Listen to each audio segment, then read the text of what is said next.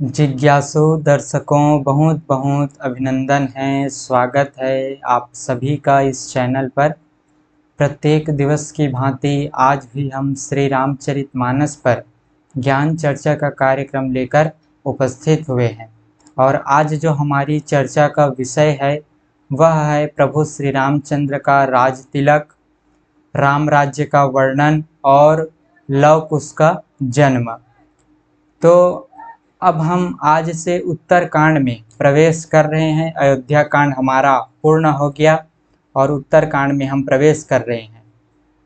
प्रभु श्री रामचंद्र जी हनुमान जी को भेजते हैं, हनुमान जी को भरत जी को सूचना देने के लिए कि मैं जल्द ही आ रहा हूँ और भरत को ये सूचना दे दीजिए।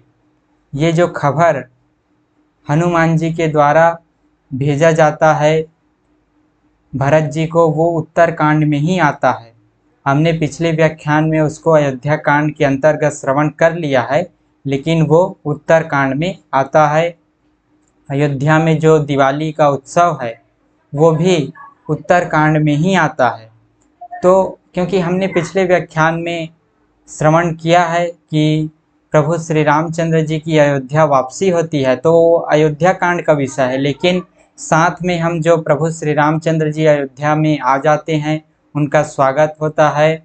और उससे पहले हनुमान जी को भेजते हैं भरत जी को सूचना देने के लिए, वो भी उत्तर कांड के अंतर्गत ही आता है।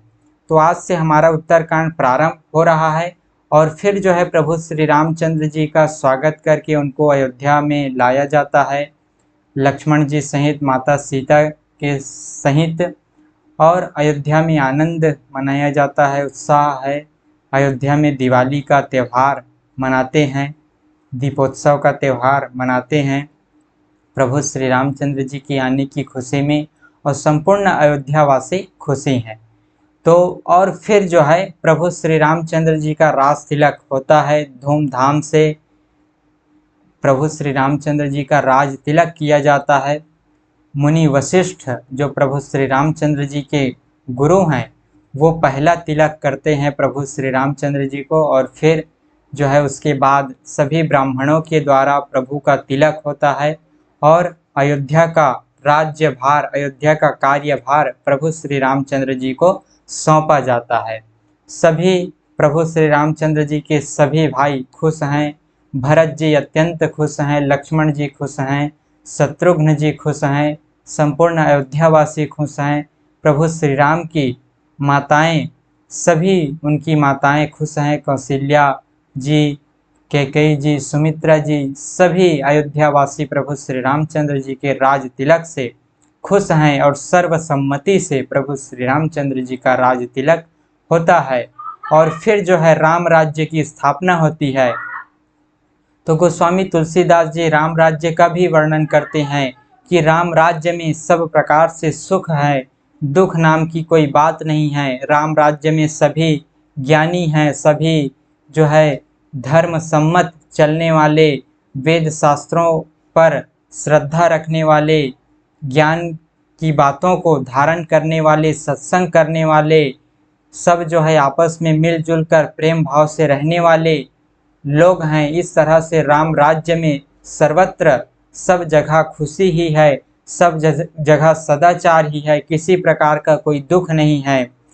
दैहिक दैविक भौतिक तापा, राम राज नहीं काहू ही व्यापा, सब नर कर ही परस्पर प्रीति, चल ही स्वधर्म निरत श्रुति नीति। राम राज्य में दैहिक दैविक भौतिक ताप किसी को नहीं सताता, किसी को नहीं व्यापता, सब मनुष्य परस्पर प्रेम करते हैं, वेदों में बताई हुई नीति के अनुसार चलते हैं, सब अपने धर्म का पालन करते हैं, सब जो है सत्य शौच दया दान से जगत में परिपूर्ण है, स्वप्न में भी कोई पाप नहीं करता, पुरुष स्त्री सभी श्री रामचंद्र जी की भक्ति करते हैं, सभी मोक्ष के अधिकारी हैं, छोटी अवस्था में वहाँ मृत्यु नहीं होती, सभी संपूर्ण आयु तक जीते हैं, न किसी को कोई पीड़ा होती है, सभी के शरीर सुंदर हैं, निरोग हैं, न कोई दरिद्र है, न कोई दुखी है, न दीन है, न कोई मूर्ख है, न शुभ लक्षणों से हीन ही है, सब जो है शुभ लक्षणों से युक्त है, सभी के अंदर शुभ लक्षण विद्यमान है।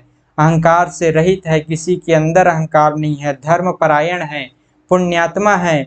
इस तरह से राम राज्य में सर्वत्र सदाचार और नीति ही दिखाई देती है।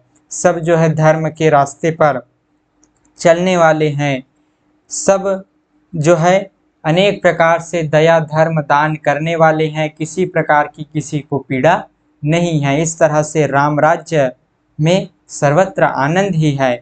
वहाँ राम राज्य में दंड देने का अधिकार केवल सन्यासियों के हाथ में है। जो किसको दंड देना है, किसको नहीं देना है, ये अधिकार सन्यासियों के हाथ में है, योगियों के, तपस्वियों के हाथ में है।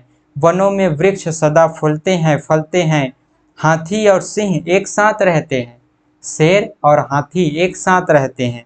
पशु पक्षी सभी ने स्वाभाविक वैर भुलाकर आपस में प्रेम बढ़ा लिया। स्वाभाविक वैर जो उनका होता है पशु के मध्य, पक्षियों के मध्य, वो वैर भाव खत्म हो गया है।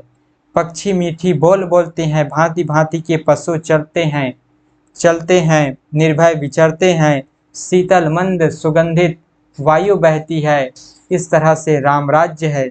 समुद्र अपनी मर्यादा में रहते हैं।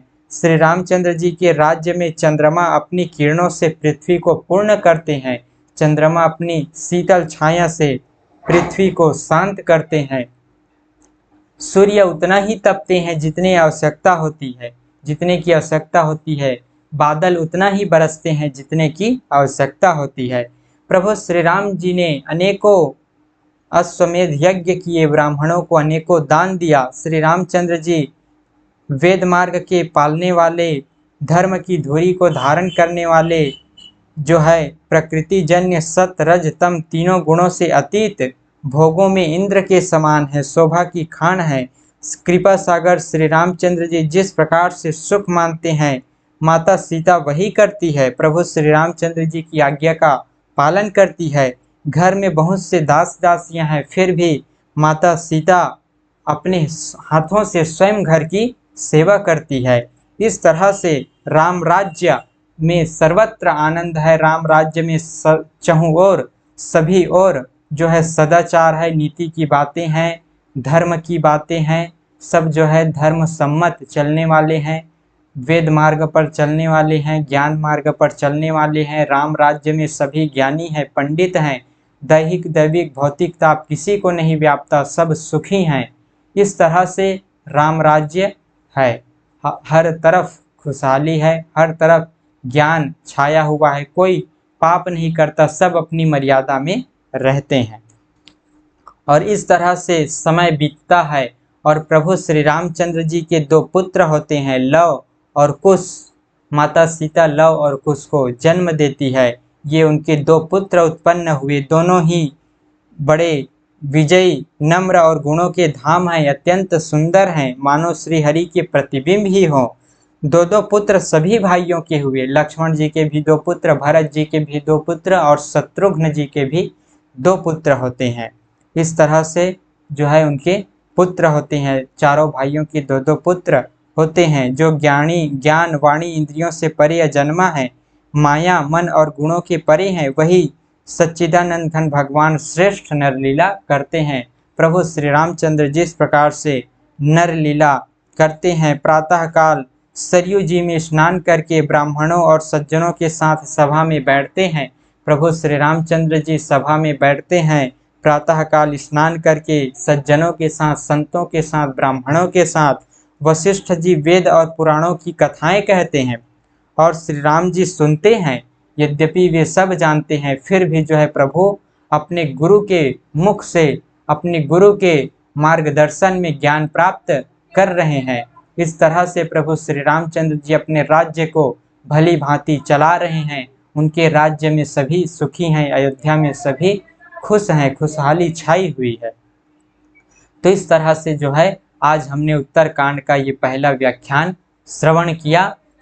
उत्तरकांड का ये हमने सुंदर व्याख्यान श्रवण किया। प्रभु श्री रामचंद्र जी का राज तिलक हुआ। राम राज्य का हमने वर्णन किया, किस तरह से राम राज्य में सब ज्ञानी है, पंडित है, सब धर्म के रास्ते पर चलने वाले हैं, अध्यात्म के रास्ते पर चलने वाले हैं। प्रभु श्री रामचंद्र जी के और उनके सभी भाइयों के दो दो पुत्र उत्पन्न हुए। तो इस तरह से जो है आज का हमारा ये व्याख्यान था। इस तरह से आप सभी लोग श्रवण करते रहिए, आनंद उठाते रहिए, लाभ लेते रहिए और सब लोगों तक भी पहुंचाइए ताकि सब लोग भी इनका लाभ ले सकें, ज्ञान प्राप्त कर सकें, अपने जीवन को सही दिशा में ले जा सके। प्रभु श्री रामचंद्र जी के कर्मों का, प्रभु श्री रामचंद्र जी द्वारा बताई हुई बातों का, उनकी शिक्षाओं का अनुसरण करते हुए हम सब अपने जीवन को सुखमय बना सकें, सुंदर बना सकें, अपने जीवन में खुशहाली ला सकें, अपने जीवन में हम जो है, जो हमारे जीवन का उद्देश्य है, उस उद्देश्य को पूर्ण कर सकें। तो इस उद्देश्य के साथ हम सभी लोग राम कथा का आनंद लेते रहें। और आज के इस व्याख्यान को कथा कहने में कुछ त्रुटि हो जाती हो तो उसके लिए क्षमा करें। और आज के इस व्याख्यान को हम यहीं पर विराम देते हैं। पुनः मिलेंगे अगले दिन आगे की चर्चा का कार्यक्रम लेकर। बहुत बहुत आभार आप सभी का। ओम तत्सत।